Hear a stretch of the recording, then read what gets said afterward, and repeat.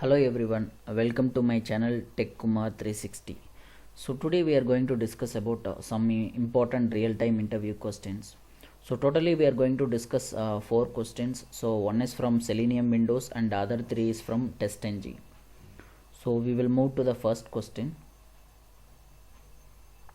So the first question is based on Selenium Windows. So assume you have three links on the page. So on clicking on the each links, three windows will open up. So what you have to do, you have to go to each window and you have to validate something like a title or some other text on the windows. So this is the one question you will get very repeatedly in interview. So we are going to see how to do this. So first thing is we are going to check it manually. So how to reproduce this scenario. So I am just going to the Amazon website. Now I am just opening the Amazon website.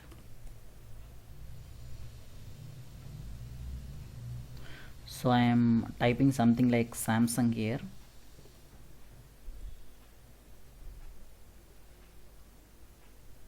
So when the page loads, I am just coming to this link. I am just clicking this link.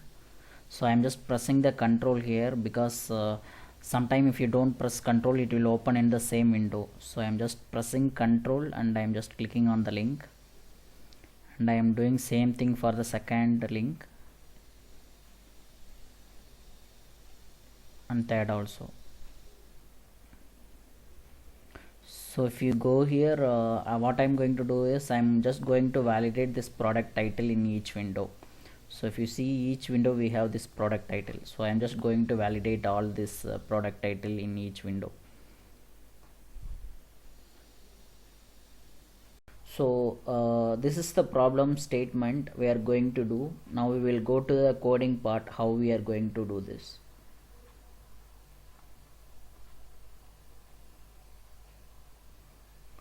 So if you see first couple of lines, you already know we just declared the URL and we are just setting the driver, and we are just launching the driver instance, and this part you know already. So I will go to the main part. So here you are just in 25, you are just loading the URL, and if you come here, this is where actual problem starts. So what I am doing is I am just trying to identify the search box. I am just clearing that. Then I am just typing in Samsung using the send keys. Then I am just clicking that search box. Then what I am doing is just I have written common XPath to find all the search links. I will show you how this XPath works.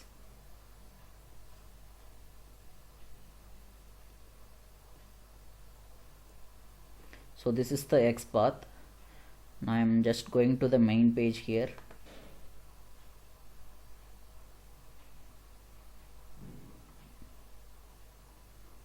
So I am just searching that XPath. So if you see, there are 22 links. It is highlighting totally 22 links actually. But for demo purpose, we are going to click only 3 links. I have written logic for that. Let's go to the Eclipse now. Okay, if you see here, there are totally 22 something, 22 plus, but what we are going to do is we are going to click only 3 links. So I have written some for loop for that, where we are going to click only 3 links, and whatever we performed manually, right, we pressed control and we click the link, right, same thing we are going to do using the action class. So I just created action object in 27th line. Same thing I am going to use it here. So we have to use key down and key up, right, to press and release the keys.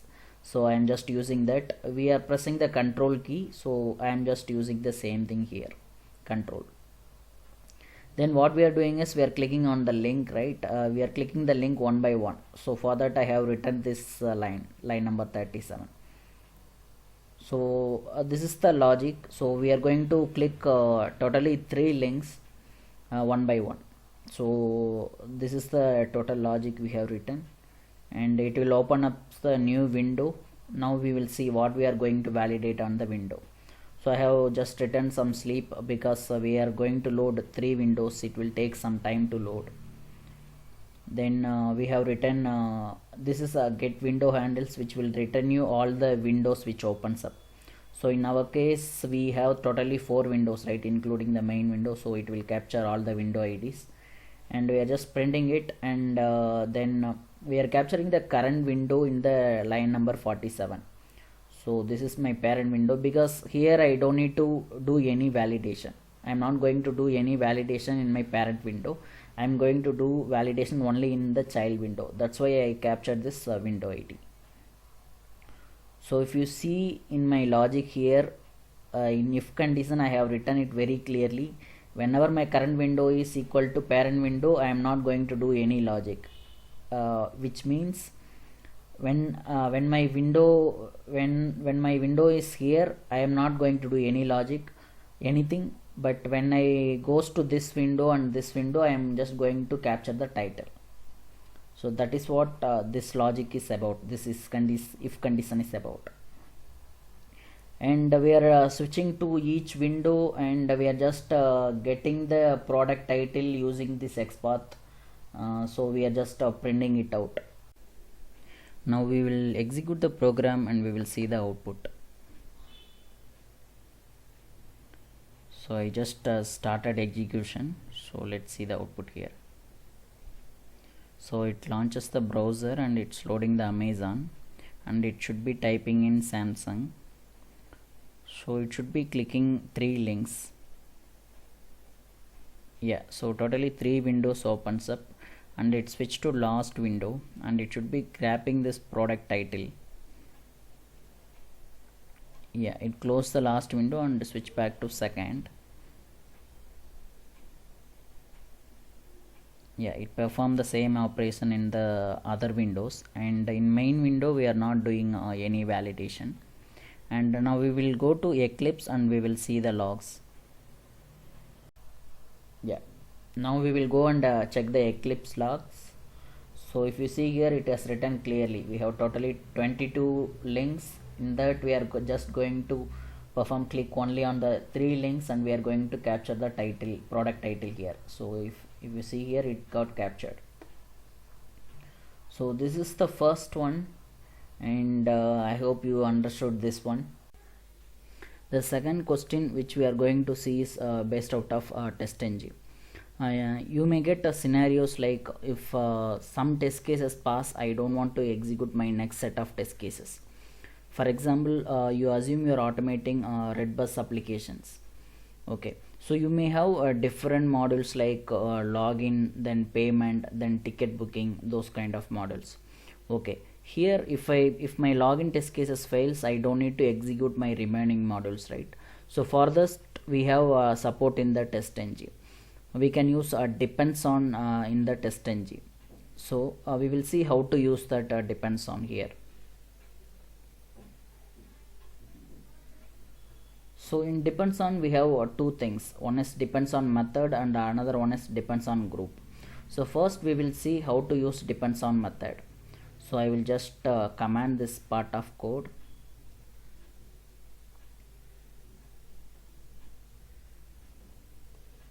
Okay, so here my assume we will see the positive case first. So when my first case fails, we will see what going to happen in the second case. Here I said depends on method as a login. So this is my first test case. I am just using this method name here. So let's see what happens when my first test case passes.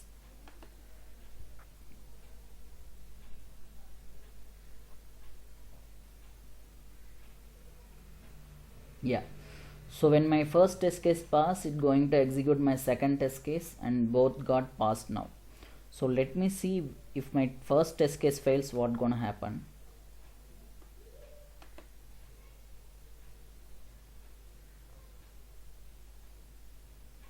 Yeah, now the second test case got skipped. Let's see the logs very clearly. Here I failed my first test case intentionally. So we will see what happens to the second test case. It got skipped. My second test case is ticket booking, so it got skipped since my login got failed. So this is how you can use the TestNG depends on very effectively. And one more thing is we have one more item, that is depends on groups. So when you can use this actually, so for example, when your sanity check fails, right, you don't need to go and execute your regression cases. So that's where you can use this depends on group. So here my sanity cases are my first one and second one. So in this any one fails, right, I don't need to go and execute my third test case. So when I will set this depends on group there. So let me see this how it works.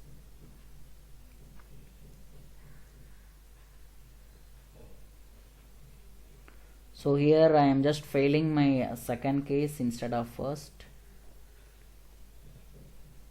So let's run and check it out.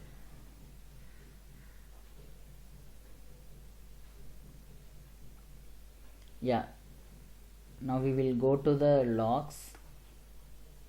My first test case passed. I am intentionally failing my second test case. Let's see what happened to the payment module, which is nothing but my third test case. So it got skipped here. So this is how you can use this.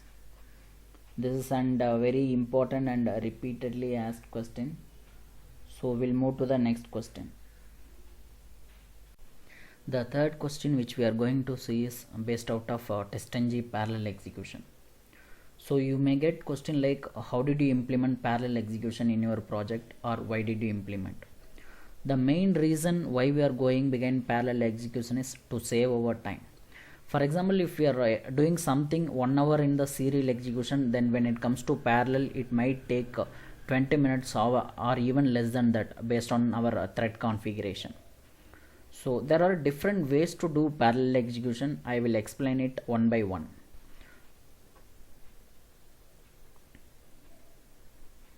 So for example, if you see here, I just had written 2 test cases. So this is the first test case, which is nothing but a login case, and I just put some weight just for demo purpose. And this is the second test case. Here also I put some weight, and we are just going to print the thread ID in which thread it is executing. And if you see my TestNG configuration, here is where I am making the change, actual change. For example, here we had a parallel attribute which I configured to methods, and I configured thread count as 2. So there are 4 different ways we can do parallel execution. The first one is method. So if we configure method, it means the method will be executed in parallel. Here method is nothing but a test case. So here test case will execute in parallel. And even I can configure classes, instances, test. I will explain each one by one. So this is the first way. Now we will go to the second way, that is nothing but your tests. So how you can use your test, that is how I explained it here. So for example, if I want to execute my scripts in multiple browsers, right, that time I can use tests.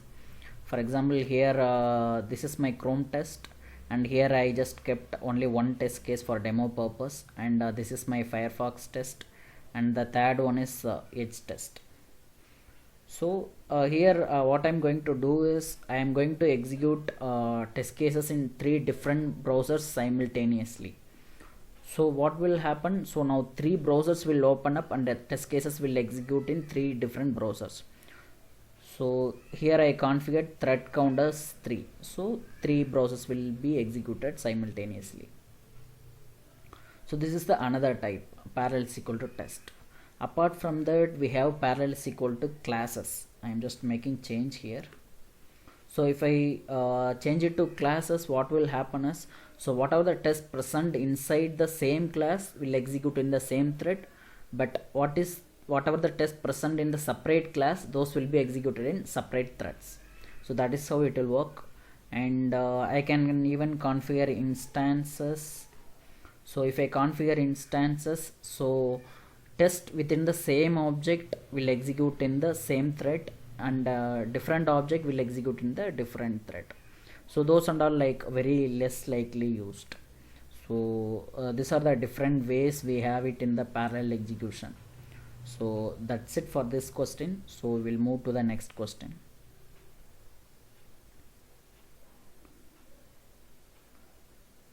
Yeah, the next question is which is most frequently asked again. So the difference between soft and hard assertions. So when we will use soft assertions, so the main difference is, so when you don't want to fail your test case, you just want to provide some log when particular condition occurs, that is where you will use soft assertion. And the same time the hard assertion when you will use is, so when you want to fail the test case, so that time you will use the hard assertions. So here I just provided some sample script for both soft and hard. If you see the output, there we have the difference. In hard assertion, if the condition fails, test case also fails. But in soft assertion, if condition fails, we are just logging something in sysout and we are not failing the test case. So that is the major difference. So based on this, you can use it in your project and you can give some scenario and you can explain that. And yeah, that's it for this video. So thanks for watching this video and keep support me. And this is based on my interview experience. So if you come across any new question, just leave it in the comment. I will try to address in my next video. Thank you.